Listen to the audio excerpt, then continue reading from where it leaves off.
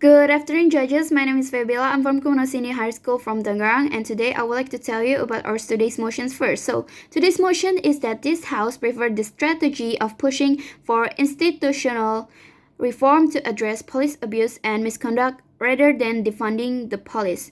But before we beginning our opinion, let's define what is an institutional reform first. So, institutional reform is the process of reviewing and restructuring state institutions so that they respect human rights, preserve the rule of law, and are accountable to their constituents. And the defunding of the police means changing the role of police, and also all facilities that staff members and all the police should be decreased.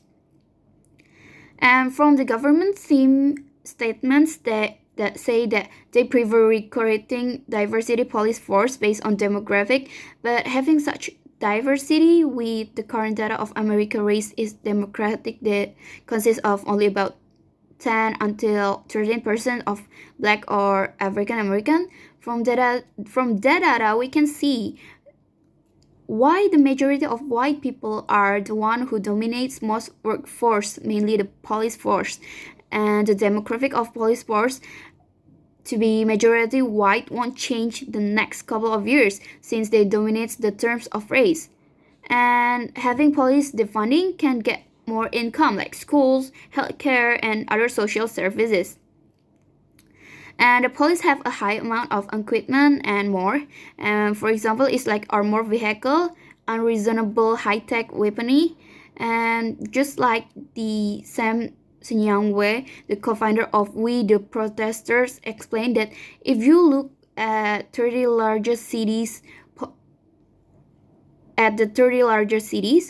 police shootings have dropped about 30%, and some cities have larger drops. In some cities, and some of the cities is like Chicago and Los Angeles. The activists with Black Lives Matter and other groups have done a lot of work to push the escalations and stricter use of force policies and greater accountability. And contrary to publicity of assert war on black people by white people officers, but white police officers, few actually murdered by white officers each year. And police departments are historically oppressive and violent, and by defunding them could reduce violence against people of color and overall crime. And just like Paige Fernandez from MPP policy advisor from the ACLU noted that American policing has never been a natural institution. The first U.S. city police department was a slave patrol, and modern police office force have directed operations and violence at black people to enforce Jim Crow, wage the war on drugs and crack down on protest. And police departments are also often outfitted with surplus military equipment, increasing police firepower and the attitude that police are at war with communities with which can escalate the situations to violence.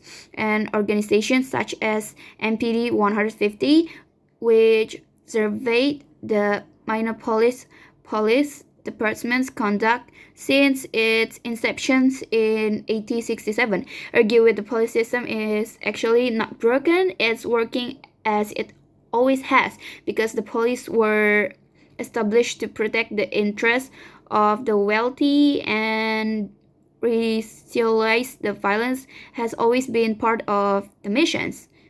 And from MPD 150 states that the police system put millions of people in color prison, which limits the depressive term of voting right, employment, education, access to housing, among other privileges given automatically to white people.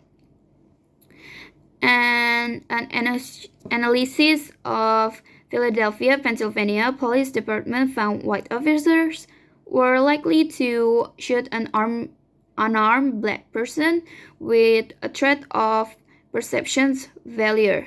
And according to a 20 August 2019 study, black Americans men are 2 times more likely to be killed by police than white men, and about black woman is 1.4 times more likely than white woman. And a 2008 Bureau of Justice Statistics report showed that police officers were twice as likely to use force against people of colors than against white people.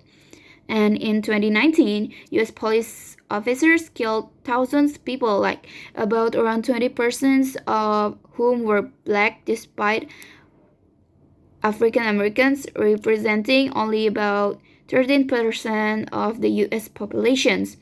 And the American Public Health Association declared police violence as public health issue in 2018, stating that almost about 10% of all homicides in the US are committed by police. Even if some may be lawful, it's not okay that will kill about 1,000 until 1,200 people a year by police.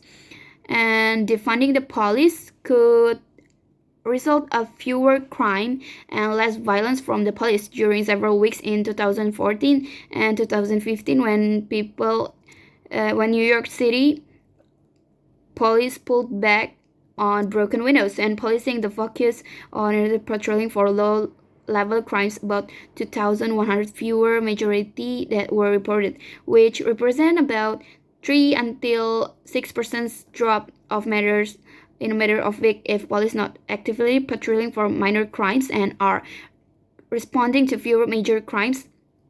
There are fewer opportunity for violence.